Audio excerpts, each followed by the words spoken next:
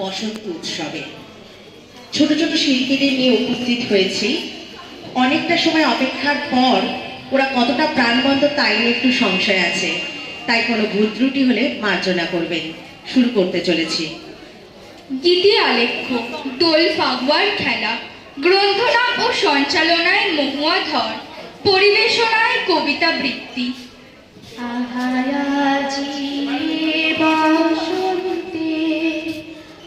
এত ফুল ফুটে,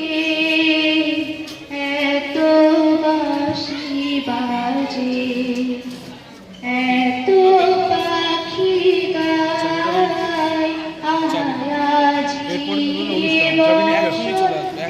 এখানে রং খেলছি যেতে হবে না, আর স্ট্রাইপড টানতে ফোন করছি, তুমি ফোন করে এই তো এখানে এসে ফোন করছি, চাবি ওখানেই রাখা আছে দেওয়ালে। পাঞ্জাবিটা নষ্ট করিস না, বারবার বললাম। স্ট্রাইপার লাগবে না, এমনি কর।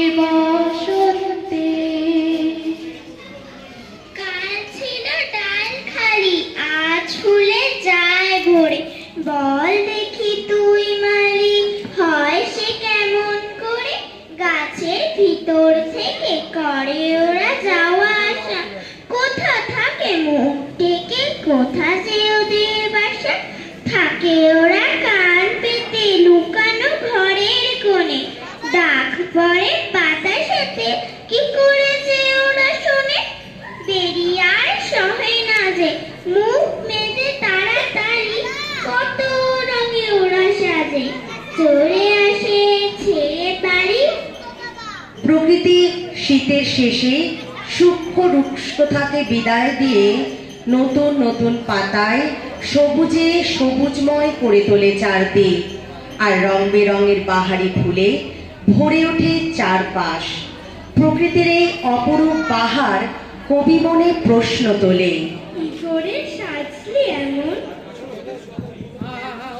কি করে সাজলি এমন, বলবি শিমুল, কি করে সাজলি আমায় বলবি পলাশ, কটা দিন আগেও ছিলিস বিশ্ব হয়ে, বলে দে এই এত রং কোত্থেকে পাস, বলে দে আমায় অশোক নীলমণি ফুল, কে বলে তোতে এখন ফুটতে হবে, কি করে ক্যালেন্ডারে চোখ না রেখে বুঝে যাস, ঠিক বুঝে যাস ফুটবি কবে, শুধু কি তোরাই নাকি বাগান বিলাস অথবা শিল্প কোনো সজনে ডালো, কি করে এই সময়ে শরীর জুড়ে জেলে দেয় লক্ষ কোটি তারার আলো, সারাটা বছর যাদের খোঁজ রাখি না কোনো এক পথের পাশে কুর্চি মাদার, কেন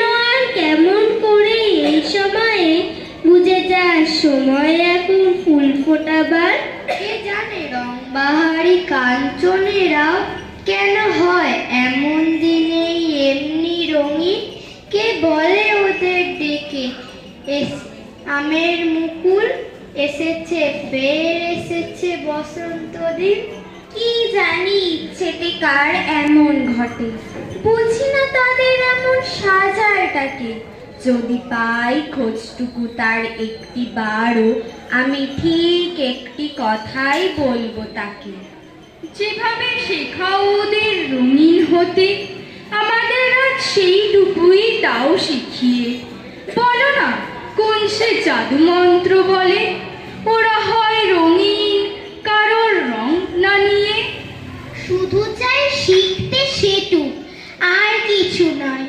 যদি দাও চিরিয়ে নিজের রঙগুলোকে, দেখো ঠিক সে রং দিয়েই ফেলবো মুছে যা কিছু চিহ্ন দুঃখের এবং শোকের।